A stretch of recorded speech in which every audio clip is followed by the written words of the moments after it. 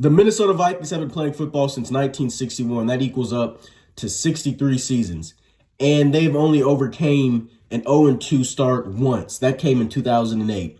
There's a legendary quote by Bill Parcells, and it says, "You are what your record says you are." And to be honest, this might be what this Vikings team is. A below 500 team that's probably going to miss the playoffs. I was going to make a video after the Tampa game. They lost that game, which was very winnable. So I decided to put that off and was going to watch the Eagles game and see if anything changed. But nothing did. I mean, you can't turn the ball over 3 to 4 times a game and expect that to contribute to winning football, whether that's putting the ball on the ground as a running back, protection issues, fumbling a punt return in plus territory. That is unacceptable with this team. And also with that, there's just a non-existent run game.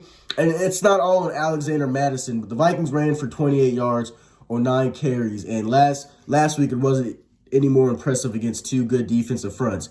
And speaking of defensive fronts, the Eagles absolutely pounded the Vikings front 7 for 259 yards on 48 carries.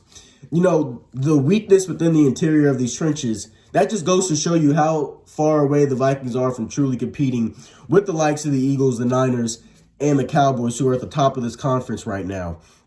And with that being said, in this 0-2 historic hole that they've dug themselves into, I don't really think that they can overcome this. I had very good faith in this team going into the season. If you look back at my schedule predictions, I had 13-4, which it's looking more like 7-10 and 8-9. So I am not inspired by this 2023 Vikings team. Yes, there are some great building blocks moving forward. And you have Jefferson, Hawk, Darisaw, Ivan Pace Jr. The secondary, it does look improved. And Jordan Addison, he has shown that he is what this team needs at the number 2 wide receiver. But I'm officially pessimistic about this season, but the long-term future, it should be great. And talking about the quarterback position, Kirk Cousins, this is not bashing him. He played good. He played great yesterday. He did what he needed to do to keep this team in after a slow start.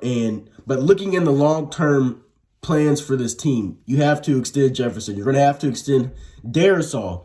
You're also going to have to invest resources into the interior of these trenches and the interior offensive line and the defensive line, and you need to find a way to keep Danielle Hunter around. So paying a quarterback top dollar, that's not feasible for what this team is trying to do moving forward. And this is a great quarterback class coming up. There's some names in there that you can go and get for the long-term future. So I want the Vikings to win a Super Bowl more than anyone. And I don't know how to feel about Kwesi Adofo-Mensah right now, but I think Kevin O'Connell is a great coach.